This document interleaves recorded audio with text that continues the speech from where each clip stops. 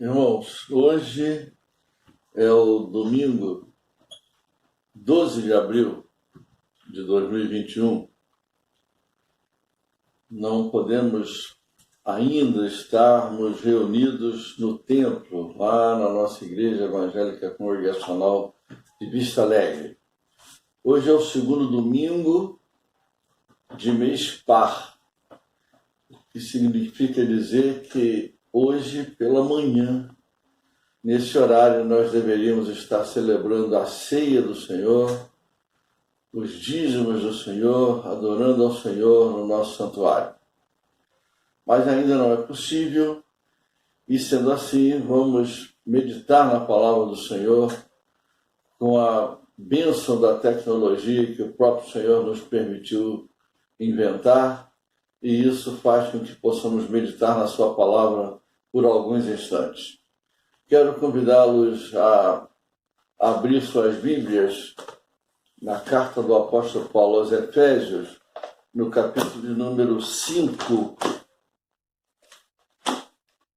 Fazemos a leitura de 3 versículos, de 15 a 17. Efésios, capítulo 5, de 15 a 17, diz assim a palavra do Senhor: Portanto, vede prudentemente como andais, não como necios, e sim como sábios, remindo o tempo, porque os dias são maus. Por esta razão, não vos torneis insensatos, mas procurai compreender qual a vontade do Senhor. Muitas lições podemos tirar daqui.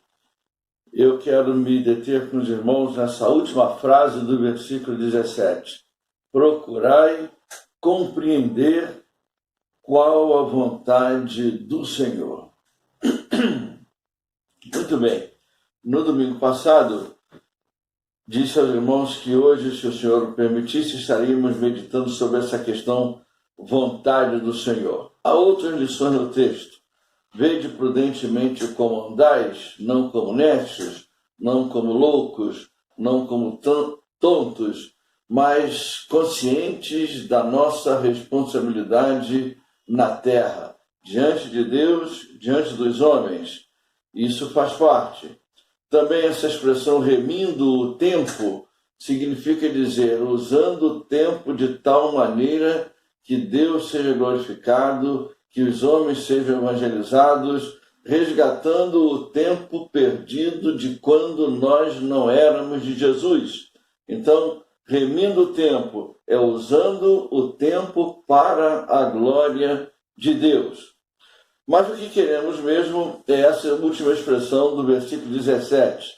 Procurai compreender qual a vontade do Senhor. Muito bem. O Senhor tem vontade e o Senhor manifesta a sua vontade. O Senhor manifesta a sua vontade e nos faz aprender a respeito da sua vontade. Em Mateus capítulo 22, por exemplo, os versículos de 34 a 40, o Senhor, respondendo aos fariseus, ele nos ensina a respeito de uma das suas vontades, que é o amor. Depois o irmão pode conferir o texto, Mateus 22, de 34 a 40. Amar a Deus sobre todas as coisas, amar ao próximo como a si mesmo.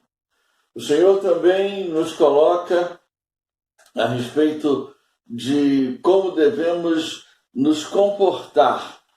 Diz João capítulo 13, versículos 34 e 35, que o mundo vai nos conhecer se nós nos amarmos. Precisamos amar uns aos outros. Isso é também o quê?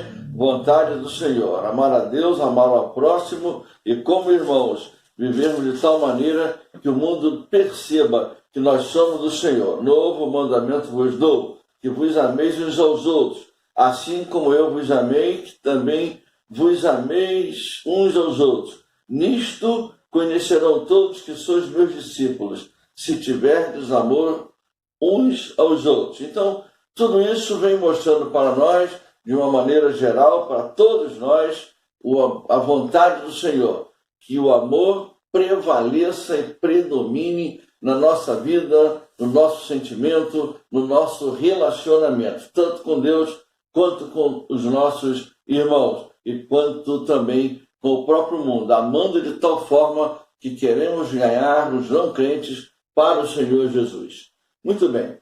Manifestando a sua vontade, ao longo do tempo, Deus manifestou e os homens, nossos antepassados, e como nós hoje também, às vezes entendemos, às vezes não entendemos, às vezes obedecemos, às vezes não obedecemos à vontade do Senhor. Por exemplo, alguns obedeceram de imediato. É o caso de Samuel e de Filipe. Lá em 1º livro de Samuel, capítulo 15, e lá em Atos dos Apóstolos, capítulo 8, está a experiência desses dois homens. Eles ouviram a vontade do Senhor e obedeceram. Samuel disse: fala, Senhor, porque o teu servo ouve. E Filipe, diz o texto, ele se levantou e foi de imediato, foi na hora. Outros argumentaram, mas também obedeceram, como Gideão e Jeremias. Eu sou o menor da minha casa, não passo de uma criança, mas obedeceram, foram fazer a obra que o Senhor lhes dava. Houve também quem resistisse o quanto pôde, como Moisés. Resistiu, argumentou, não sou eu, não sei falar, tenho dificuldade de falar, não sou eloquente e tal, mas foi ao Egito. Deus o convenceu e Deus já estava ficando incomodado com ele e ele cedeu e obedeceu. Foi ao Egito. Houve também quem desobedecesse. Ouviu a voz do Senhor, não disse nada, diz aí o livro de Jonas, que ele ouviu, entendeu, mas ele na realidade não fez o que o Senhor queria que ele fizesse. O texto do capítulo 1 de Jonas mostra que ele entendeu. Veio a palavra do Senhor a Jonas, filho de Amitai, dizendo: dispõe-te, vai à grande cidade de Nínive e clama contra ela, porque a sua malícia subiu até mim. Jonas se dispôs, mas para fugir da presença do Senhor para Tarsis. Pois bem, nada disse ao Senhor. Ele se dispôs, como Deus tinha dito, dispõe-te, mas foi para desobedecer à vontade do Senhor. Acontece que o Senhor não desistiu dele. E ele, afinal, depois de toda a experiência que passou de ser jogado ao mar, ele seguiu para o seu campo missionário. A vontade de Deus é irresistível. Ainda que ele nos permite de início desobedecer, Isaías e também o apóstolo Paulo nos mostram que a vontade de Deus é irresistível. Por exemplo, no livro do profeta Isaías, no capítulo de número 46, os versículos de 9 a 11, mostra bem como Deus é em relação à sua vontade. Diz assim, Isaías 46, versículo de número 9: lembrai-vos das coisas passadas da antiguidade, que eu sou Deus e não há outro. Eu sou Deus e não há outro semelhante a mim, que desde o princípio anuncio o que há de acontecer e desde a antiguidade as coisas que ainda não sucederam, que digo, o meu conselho permanecerá de pé, farei toda a minha vontade, que chamo a ave de rapina desde o Oriente e de uma terra longínqua, o homem do meu conselho. Eu disse, eu também o cumprirei. Tomei este propósito, também o executarei. Então, Deus é rigoroso em cumprir a sua própria vontade. E Paulo, lá na carta que ele escreveu aos Romanos, no capítulo de número 9, os versículos 19 e 20, também fica bem claro como Deus age. E Paulo coloca de uma forma bem interessante e num exemplo bem contundente. Romanos 9, 19 a 20. Tu, porém, me dirás, de que se queixa ele ainda? Pois quem jamais resistiu à sua vontade? Quem és tu, ó homem, para discutires com Deus? Porventura, pode o objeto perguntar a quem o fez: por que me fizeste assim? Então, a vontade de Deus prevalece. Deus faz cumprir aquilo que ele, no seu conselho, determina fazer. Quando nos tornamos rebeldes à vontade do Senhor, como, por exemplo, Saul, isso nos custa muito caro. Saul perdeu o reino de Israel por desobediência. Quando os meninos eram crianças aqui em casa, eu sempre dizia para eles: quem desobedece, perde. É uma realidade. Isso é só para criança, não. É para nós adultos também. Saul, por exemplo, era adulto, era rei de Israel. Mas o primeiro livro de Samuel, capítulo 15, relata a sua desobediência em relação ao que o Senhor mandou fazer. E o que vai acontecer? Saul perde o reino. Muito bem. Dito isso, qual é a vontade do Senhor para nós hoje? Para todos nós que ouvimos a palavra do Senhor, que lemos a palavra do Senhor, que oramos, que ouvimos mensagens, que cantamos, qual é a vontade do Senhor? Pois eu quero destacar para os irmãos algumas vontades do Senhor. A primeira delas é que todos sejam salvos eternamente em Jesus Cristo. Que todos aceitem a Jesus como Senhor e como Salvador. Por exemplo, alguns textos nos mostram isso com clareza. Vejam, por exemplo, na carta que o apóstolo Paulo escreveu ao nosso irmão Tito. Tito, capítulo de número 2, versículo de número 11. Porquanto a graça de Deus se manifestou salvadora a todos os homens. Então, é a vontade do Senhor que todos se salvem. Mais ainda, diz aí no segunda carta de Pedro, capítulo de número 3.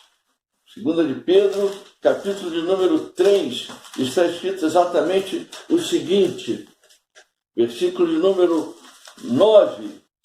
Segunda carta de Pedro, capítulo 3, versículo de 9. Não retarda o Senhor a sua promessa, como alguns a julgam demorada. Pelo contrário, ele é longânimo para convosco, não querendo que nenhum pereça, senão que todos cheguem ao arrependimento. Isso é o que diz a palavra do Senhor.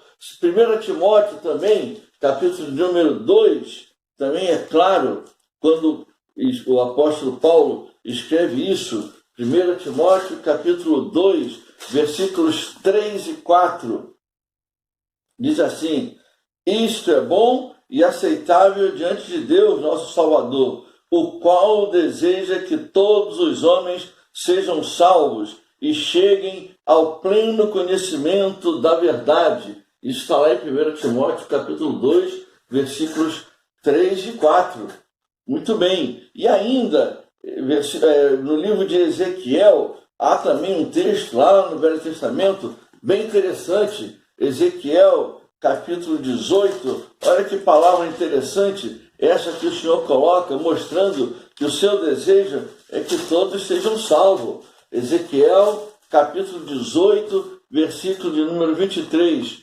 Acaso tenho eu prazer na morte do perverso? Diz o Senhor Deus. Não desejo eu antes que ele se converta dos seus caminhos e viva?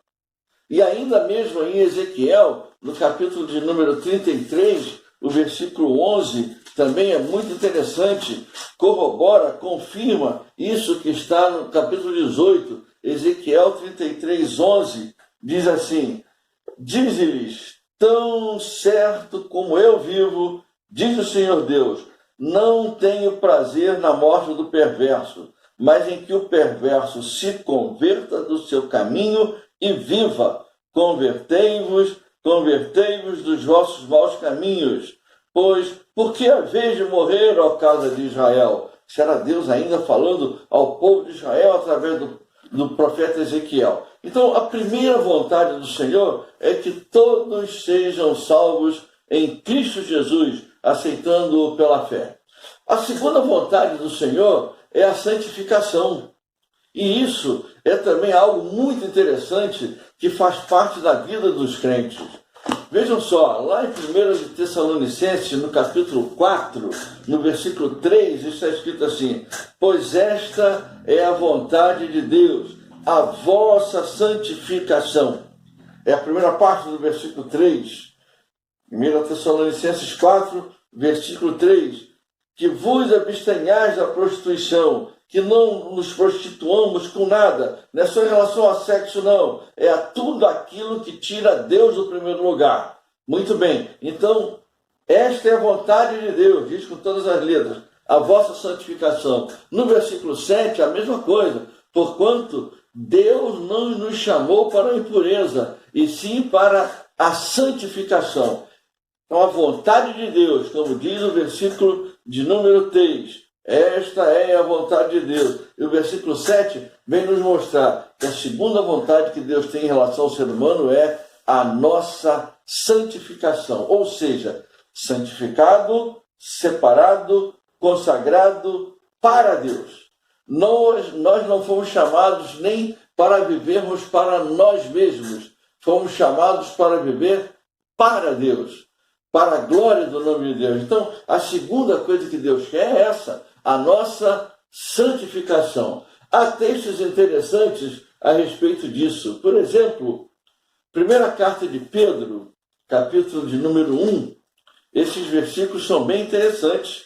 Primeira carta de Pedro, versículo 14, capítulo 1, versículo 14 e versículo 15 e 16. Diz assim, 1 de Pedro 1, 14 a 16. Como filhos da obediência, não vos amoldeis às paixões que tinhas anteriormente na vossa ignorância. Pelo contrário, segundo é santo aquele que vos chamou, tornai-vos santos também vós mesmos em todo o vosso procedimento, porque escrito está, sede santos, porque eu sou santo.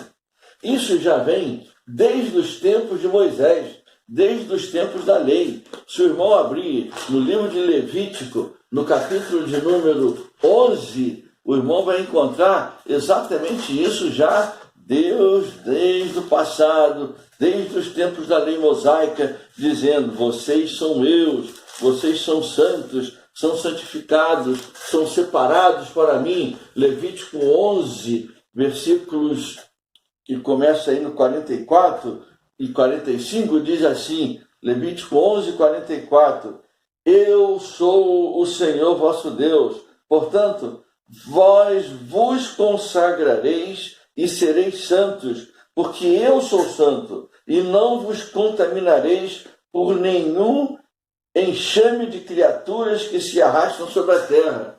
Eu sou o Senhor que vos faço subir da terra do Egito para que eu seja vosso Deus. Portanto, vós sereis santos, porque eu sou santo.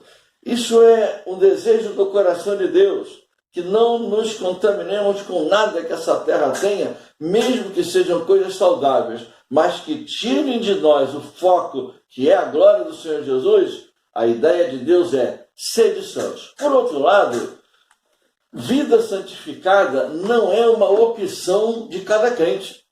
Não, eu sou crente, eu não faço nada de errado, eu faço tudo certinho, como que nós fôssemos mostrar santidade pelo fato de que nós, social e moralmente, fazemos tudo errado. Quando, na realidade, a ideia de Deus é consagração, santificação, separados para a glória do nome do Senhor. E, como eu disse, vida santificada não é uma opção de cada crente. Eu vou ser crente e vou fazer tudo direitinho. Não, a ideia de Deus é coração entregue, vida completamente consagrada, colocado diante do Senhor. Isso é o que Deus pensa. E tanto não é uma opção que há algo muito sério que está escrito na carta aos Hebreus, no capítulo de número 14, Hebreus, capítulo de número 12, versículo 14, que diz o seguinte, olha que coisa séria, mostrando para cada crente o tamanho da nossa responsabilidade com uma vida santificada, uma vida realmente consagrada ao Senhor. Não é consagrada a mim, não é consagrada à minha família, não é consagrada aos meus negócios, não é consagrada nem propriamente à minha igreja como instituição, mas consagrado ao Senhor, vida consagrada ao Senhor. Olha o que diz o versículo 14 de Hebreus capítulo 12. Segui a paz com todos e a santificação, sem a qual ninguém verá o Senhor. Então, essa ideia que eu posso ser crente sem santificar a minha vida, isso é um perigo. Se é crente, vai querer santificar a vida. Se não quer ter vida santificada, há de se duvidar dessa fé. Você mesmo vai duvidar da sua fé. Porque se eu sou crente, se você é crente, isso significa dizer, vou santificar minha vida ao Senhor. Eu, o que eu sou, o que eu penso, a minha inteligência, a minha saúde, os meus recursos, a minha família, os meus bens, tudo santificado para a glória do Senhor. Santificado ao ponto de poder colocar no altar do Senhor aquilo que eu mais amo, como era o caso, por exemplo, de Abraão, colocando Isaque para sacrificar ao Senhor. Então, a segunda vontade do Senhor é vida santificada da igreja, cada crente, cada um de nós santificados. Por outro lado, nesse versículo que nós lemos, de Efésios capítulo 5, versículo 17, 15 a 17, há algo aí bem interessante que nos faz pensar também. 5, 17, a parte final. Por esta razão não vos torneis insensatos, e aí vem, mas procurar e compreender qual a vontade do Senhor. Isso é uma luta que às vezes temos. Qual é a vontade de Deus? Qual é a vontade do Senhor? Em tudo, em relação a tudo. Qual é a vontade de Deus em relação à minha vida pessoal? Qual é a vontade de Deus em relação ao uso do meu dinheiro? Qual é a vontade de Deus em relação a com quem eu vou casar? Qual é a vontade de Deus em relação ao emprego que eu quero? Qual é a vontade de Deus? E aí, Deus vai nos mostrar? Vai. Deus sempre mostra? Sim. Mas para eu saber a vontade do Senhor, eu preciso conhecer esse Senhor. Eu preciso saber quem Ele é, como é que Ele age. Precisamos conhecê-lo de tal forma que eu vou perceber o que Ele quer. Como é que eu vou conhecer a Deus? Eu vou conhecer a Deus pela sua palavra. Lendo a palavra de Deus, eu vou ficar sabendo quem é que Ele quer que seja minha esposa ou meu marido. Conhecendo a palavra de Deus, conhecendo a Deus pela sua palavra, eu vou ficar sabendo se a maneira como eu estou gastando meu dinheiro é da vontade de Deus. Conhecendo a vontade de Deus, conhecendo bem a Deus, conhecendo a Ele pela sua palavra, eu vou ficar sabendo se o tipo de vida que eu vivo é da vontade de Deus. Quanto mais meditamos na sua palavra, quanto mais oramos, quanto mais tempo passamos com Ele, mais o conhecemos. Quanto mais o conhecemos, mais fácil fica saber qual é a sua vontade. Não é assim que nós fazemos? Quando nós queremos dar um presente a alguém, geralmente a gente procura dar quando é alguém que nós amamos. Quando não é alguém que nós amamos, é apenas um amigo, é o aniversário e tal, casamento, você vai lá e compra um presente e dá. Mas quando é alguém que você ama de coração, você quer dar um presente que agrada. Você não quer apenas dar um presente, você quer dar um presente que agrada. E a forma que você tem de dar a esse seu amigo um presente que agrada é conhecendo bem o seu amigo. É assim com Deus. Eu vou acertar com a vontade de Deus, procurar e compreender qual a vontade do Senhor. Eu vou acertar com a vontade de Deus quando eu o conhecê-lo bem. Este é o terceiro ponto que eu passo para os irmãos. O quarto ponto também é muito interessante e depende desse conhecimento. É um versículo que o pastor sempre cita na igreja, que está lá em 1 de João, capítulo 5, versículo 14. Vejam, meus irmãos, que coisa interessante. E esta, primeira carta de João, capítulo 5, versículo 14. E esta é a confiança que temos para com ele, que se pedirmos alguma coisa segundo a sua vontade, ele nos ouve. Em outras palavras, as nossas orações dependem do nosso conhecimento de Deus. Se eu conheço bem a Deus, há coisas que eu nem preciso pedir, porque eu já sei qual é a resposta. Isso acontece muito com os nossos filhos, né? Já me aconteceu e deve ter acontecido com os irmãos também. Uma vez um deles falou para mim: pai, eu estava pensando em pedir ao senhor para fazer, não me lembro nem o que era, mas... pai, ele falou, ele completou: mas pai, eu nem pedi, que eu já sabia que o senhor ia dizer não. Qual é a questão? Por me conhecer, por conhecer o pai que tinha, o pai que tem, nem chegou a pedir. Meu prezado irmão, muitas vezes nossas orações nada têm a ver com a vontade do Senhor. Isso significa dizer também que elas ficam sem resposta. Elas ficam sem resposta. Porque eu estou pedindo uma coisa que, se eu conhecesse bem o meu Deus, eu não teria pedido.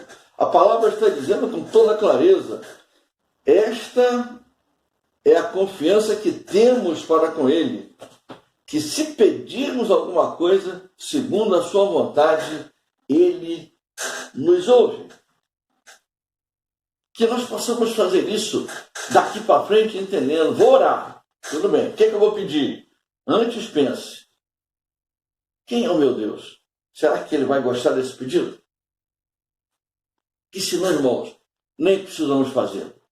Para terminar, o último texto que eu quero deixar com os irmãos é que quem faz a vontade do Senhor permanece eternamente. Lá na primeira carta de João, aí mesmo, onde você está com a Bíblia aberta, certamente, 1 de João capítulo 2, versículo número 17, diz assim o texto sagrado: ora, o mundo passa, bem como a sua concupiscência. Aquele, porém, que faz a vontade de Deus permanece eternamente. Então, meu prezado irmão, até por uma questão de sobrevivência, até para podermos viver eternamente, eu e você precisamos a cada dia procurar compreender e entender e saber qual é a vontade de Deus e viver por ela. Isso é muito complicado, irmãos. Nós não gostamos de abrir mão das nossas vontades. São só as crianças, não. Quando uma criança quer fazer alguma coisa que nós dizemos que não pode, e às vezes dizemos que não pode porque vai ser ruim para ela, porque ela pode se machucar e tal, a criança fica zangada e faz pirraça. E nós, quando adultos, podemos não fazer pirraça, mas também não gostamos quando ou Deus diz não, ou quando Deus nos impede de fazer o que nós queremos. Porque a nossa vontade, muitas vezes, é tão forte que nos impede de, no Espírito, ouvir a voz de Deus.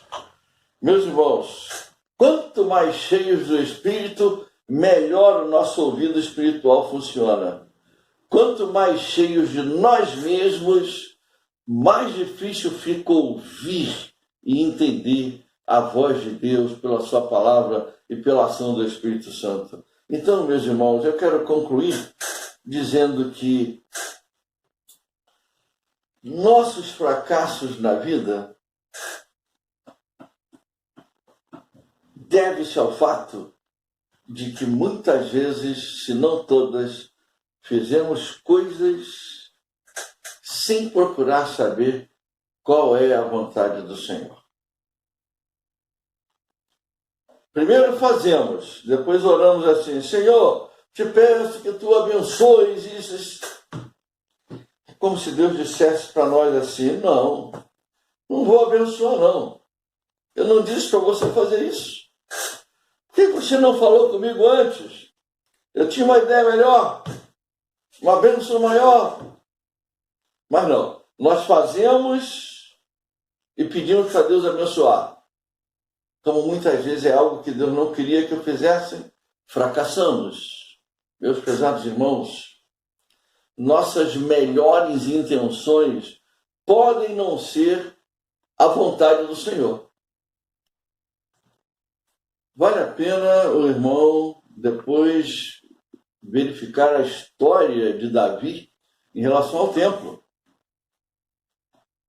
Lá no livro das Crônicas, o irmão vai encontrar, lá no Velho Testamento, a respeito de que Davi queria fazer um templo ao Senhor. E Deus disse: não. Davi falou com o profeta, e o profeta disse: faz tudo o que estiver no teu coração. E Deus disse: não, você não. Faz não, porque você foi muito guerreiro, derramou muito sangue. Mais adiante Deus vai concordar que Davi fizesse o templo, que Salomão fizesse o templo do Senhor. Então, meu prezado irmão, precisamos primeiro consultar ao Senhor. Vale a pena, irmão, gravar isso. A primeira vontade do Senhor é a nossa salvação. A segunda vontade do Senhor é a nossa santificação. A terceira é a cada dia procurar compreender qual a vontade do Senhor.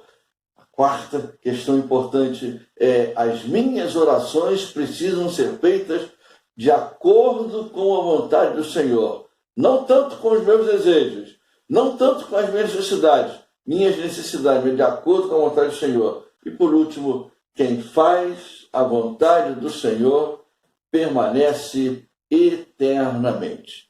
Deus nos abençoe. Amém. Vamos orar. Senhor, nós queremos louvar, bendizer o teu nome por Jesus Cristo, nosso Senhor, nosso Salvador. Te agradecer pela tua palavra entre nós. Te agradecer pela liberdade de culto.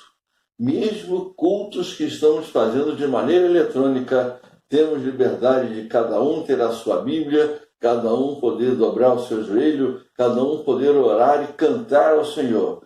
Cultos domésticos, mensagens eletrônicas, seja lá como for, temos essa liberdade ainda no nosso Brasil.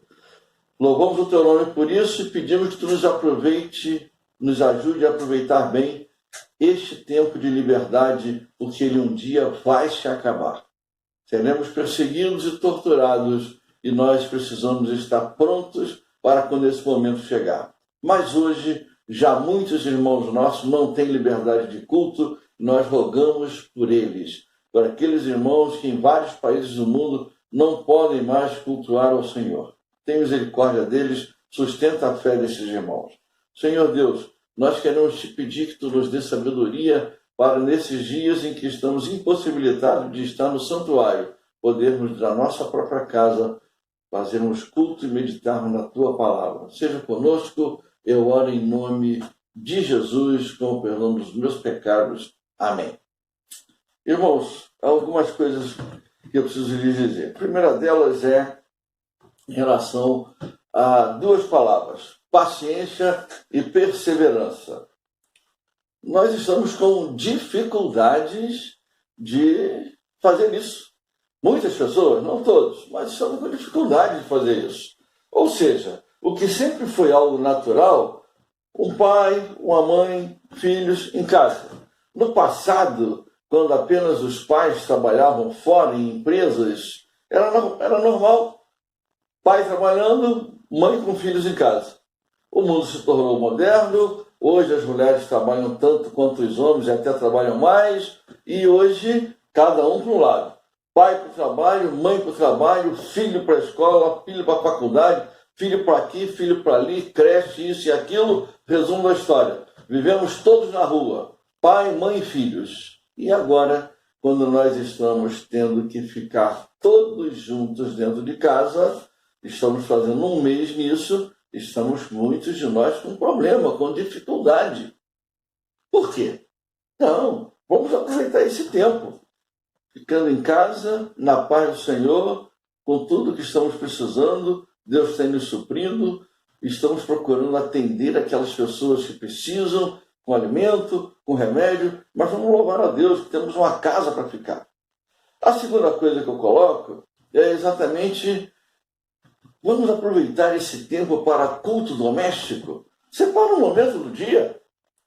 Aqui em casa, eu já falei, é um horário que talvez não seja o melhor para muita gente, mas é 8h30 da noite ou é 10 horas da noite, fazemos o nosso culto doméstico. Cada dia um dirige, um dia sou eu, outro dia é a Denise, outro dia é o Daniel, mesmo lá do Rio, eletronicamente também, Samuel também já dirigiu. Então, vejam bem, façam culto doméstico. Como é que é, pastor? Leia um texto. Tem condição de explicar? Explique. Não tem? Leia o texto, cante ao Senhor, ore ao Senhor. Cante o quê? Cante o cântico que você gosta, cante os salmos e hinos, cante os dois, mas cante. Ore pelos idosos, pelos enfermos, pela igreja, pelo sustento da fé. Ore pela comunhão dos irmãos. Não estamos reunidos, mas estamos unidos no corpo do Senhor Jesus, no Espírito do Senhor Jesus. Uma terceira informação, orientação que o pastor passa para os irmãos é a seguinte: nós temos procurado atender a necessidade de alguns irmãos em relação a bolsa de compra, pessoas que vão à igreja buscar remédio de irmãos, temos procurado fazer. Esse mês, alguns domingos atrás, no final do mês de março, início de abril, nós entregamos algumas bolsas. Nosso irmão Diácono Domingos, auxiliado pelo presbítero Fábio, pelo presbítero Sérgio, prepararam algumas bolsas e entregaram. No próximo domingo, o pastor vai estar dizendo em qual domingo estaremos entregando as novas bolsas. Domingo que vem, se Deus permitir, o pastor vai dizer isso aos irmãos. Vou combinar com esses 3 irmãos e verificar qual é o melhor domingo. Muito bem. Por último, é a questão da entrega dizimal. Alguns irmãos estão depositando na conta da igreja, que está aí nos grupos, e os irmãos podem observar direitinho, ou fazer transferência, ou depositar, seja como for. E uma informação que eu entendo como importante é que no próximo domingo, dia 19, domingo que vem, às 9 horas, de 9 ao meio-dia, o presbítero Sérgio vai estar na igreja. Então, se o irmão preferir passar por lá, vá lá e entregue a ele. A igreja está procurando cumprir os seus compromissos, a despesa do ministério, despesa de zeladoria, campus missionário, conta de luz, tudo isso nós estamos procurando atender. Porém, precisamos que os irmãos que podem ou depositar, ou passar lá na igreja, ou façam, para que nós possamos dar conta de tudo isso que a igreja tem assumido, tem compromisso. Continuo crendo que o mundo está em crise, sim, e que a igreja de Jesus Cristo, com a nossa fidelidade, o nosso amor pelo Senhor e pela igreja, nós vamos superar de novo mais essa luta que estamos enfrentando agora. Deus abençoe a todos, que a paz do Senhor Jesus esteja confortando na palavra, no espírito, no coração de cada irmão, de cada família. Amém.